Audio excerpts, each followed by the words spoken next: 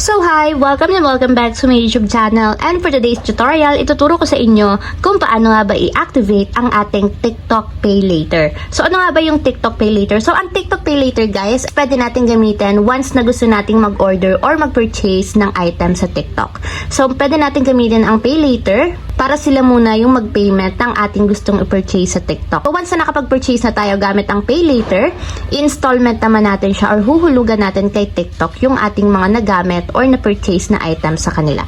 But before we start, kindly subscribe to my channel and don't forget to hit the subscribe button and the bell to notify you for my new updates. And if you want to learn more, just keep on watching and let's start. So ayan guys, for today's video, make sure na updated yung TikTok app na gagamitin natin guys, and dapat din nakakapag-purchase na kayo or nakakapag-order na kayo sa TikTok shop. So open lang natin yung ating TikTok account, and then pag open guys, mula dito sa pinakang homepage, itap lang natin yung ating profile para mapunta tayo sa pinakang timeline or profile ng ating TikTok account.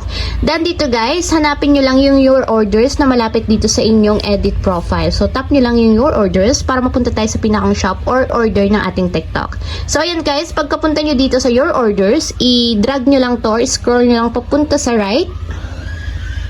And makikita nyo dito guys, may Pay Later na nakalagay. So kapag may ganyan yung inyong TikTok account, ibig sabihin, liable kayong i-activate or gamitin yung Pay Later nila. So tap natin yung Pay Later. And ayan guys, nakalagay dito, credit limit up to 50,000 pesos. So, pwede tayong makakuha ng credit limit sa kanila hanggang 50,000 pesos. So, hindi na kailangan dito ng down payment. So, mababayaran natin siya sa loob ng 45 days. So, hanggang 12 installment siya and mabilis din siyang ma-approve. So, in just 3 minutes, ma-approve agad kapag nag-apply tayo ng Pay Later sa kanila. So, para masimulan na natin guys, tap natin yung check my credit limit. So, tap natin para makita natin kung magkano ba yung credit limit natin. So, lagay lang natin yung ating phone number na ginagamit sa TikTok para ma-send yung verification code. And then, pag ilagay ng phone number, tap natin yung next. And check nyo guys yung confirmation code. So, yun yung ilalagay natin dito sa blank spaces. Lagay lang natin dito yung code. 3147. Then, tap lang natin yung continue. So, dito guys, mag-create lang tayo ng sarili nating PIN. So, make sure na kayo lang nakakaalam ng PIN ninyo sa inyong TikTok account. Kasi importante to para walang ibang mag-access ng inyong Pay Later account. So, lagay lang tayo ng PIN natin.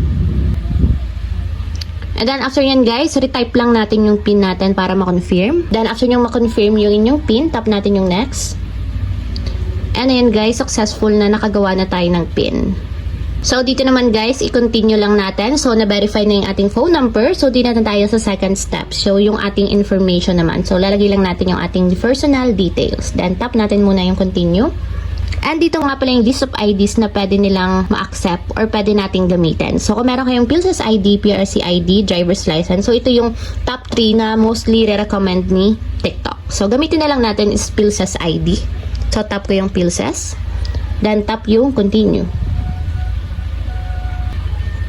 So, i-ready na natin yung ating ID guys kasi ka-capture yan. So, hindi nila tinatanggap yung photocopy or printed ID. So, kailangan mismong ID card talaga yung ipapresent natin. So, hindi din nila na-accept yung expired na ID. So, lagyan lang natin ng checkmark yung I consent. Then, kapag okay na, tap na natin yung next. So, lagyan lang natin dito yung front ng ating ID card. So, sa loob daw ng frame. So, after ma-capture yung front ng ating ID, itap lang natin yung confirm para ma-confirm. And dito naman is yung likod ng ating ID card. So, ganun ulit guys, i-capture ulit natin yung likod ng ating ID card. So, after ma-capture yung likod ng ating ID card, tap ulit natin dito yung confirm and upload.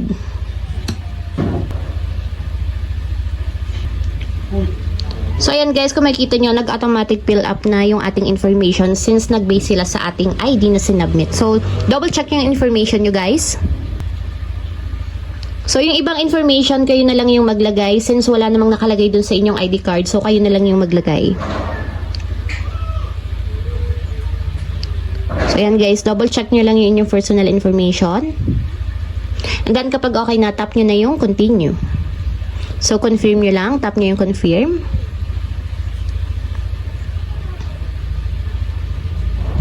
So, facial verification naman tayo guys. So, scan lang yung ating face. Tap natin yung start verification. So, lagay niyo lang yung face nyo guys dito sa may circle. Then, kapag okay na guys, tap na natin yung continue.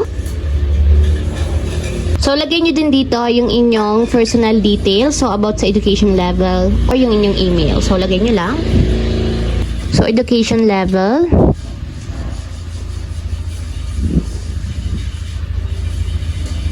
So, credit card kung wala is gawin yung 0. Scroll up lang natin. Sa occupation naman. So, other na lang yung ilalagay ko. So, monthly income is lagay nyo dito kung magkano yung inyong monthly income.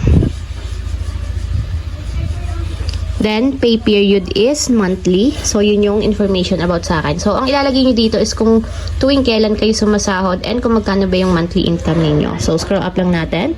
Then, dito naman is yung inyong address. Lagay nyo yung inyong province address. Then, ito yung inyong detailed address. Then, after sa address is dito naman tayo sa emergency contact number. So, maglalagay lang tayo ng emergency contact number. Lagay lang natin is parent na lang. And then, full name ng emergency contact person.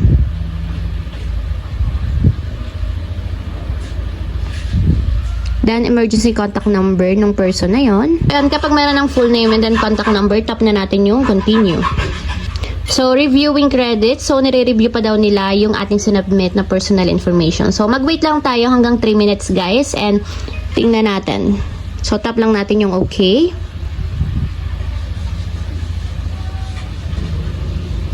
So, ayan guys, kung makita nyo, after ilang seconds lang, congratulations, you have activated TikTok Pay Later. So, mayroon na akong credit limit to 6,000 pesos and ang next due date ko will be January 15, 2025. So, use it actively to potentially increase your limit and enjoy exclusively. So, kapag daw maayos tayong gumagamit ng credit limit natin, pataas ng pataas siya kapag good payer tayo sa kanila. So, ang first payment ko is January 15, 2025. So, next year na yun. So, ayan guys, ganyan lang kung paano nga ba i-activate ang ating TikTok Pay Later. So, ang credit limit is 6,000. So, ayun lang guys, ganun lang kasimple kung paano nga ba i-activate ang TikTok Pay Later. If you have a question, can you comment down below and don't forget to hit the subscribe button and the bell to notify you for new updates. And thank you for watching!